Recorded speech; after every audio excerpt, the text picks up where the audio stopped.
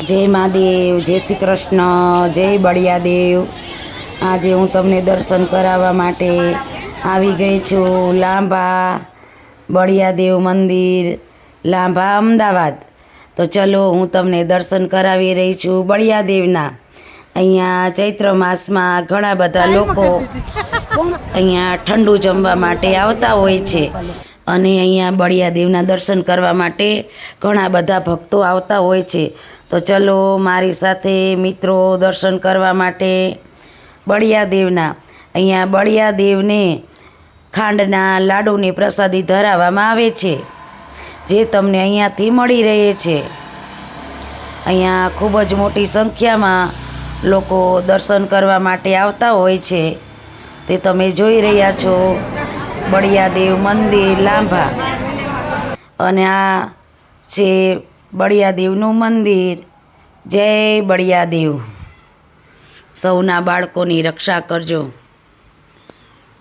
અહીંયા જે લોકોને ઓળી અછબડા આવું બધું નીકળતું હોય એ લોકો પછી અહીંયા દર્શન કરવા માટે આવતા હોય છે અને અહીંયા આવીને એ લોકો ઠંડુ ખાતા હોય છે, એવું અહીંયાનું મહત્ત્વ છે।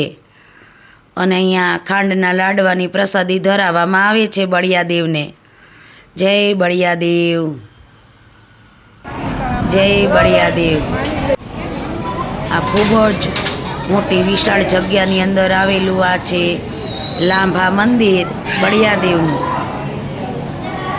અહીંયા જે લોકોને ઓરી અછબડા આવું બધું નીકળતું હોય એ લોકો અહીંયા આવી અને દર્શન કરે છે અને ઠંડક મૂકે છે। અહીંયા એમાં કુલડી લે છે, દીવો લે છે, અંદર વરિયાળી, દ્રાક્ષ, સાકર આવું બધું મૂકે છે અને દર્શન કરે છે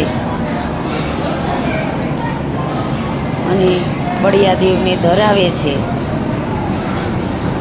તમે જોઈ રહ્યા છો બળિયાદેવ મંદિર દર્શન તમે જોઈ રહ્યા છો। અહીંયા આપણે આ બેન ધરાવી રહ્યા છે, બળિયાદેવને પૂજા કરી રહ્યા છે, દીવો પ્રગટાવી રહ્યા છે, કંકુથી ચાંદલો કરી રહ્યા છે, ફૂલડી છે, બધી ઠંડક ત્યાં મૂકી અને પછી આવી રીતે તે નિવેદ ધરાવે છે અને આ લીમડા પાસે બધું મૂકે છે ને આવી રીતના બાળકની રક્ષા માટે અહીંયા દર્શન કરવા માટે બધા આવતા હોય છે।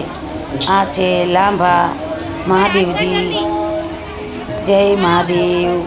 જો તમને મારા વિડીયો સારા લાગતા હોય તો મારી ચેનલને સબસ્ક્રાઈબ કરવાનું ભૂલશો નહીં।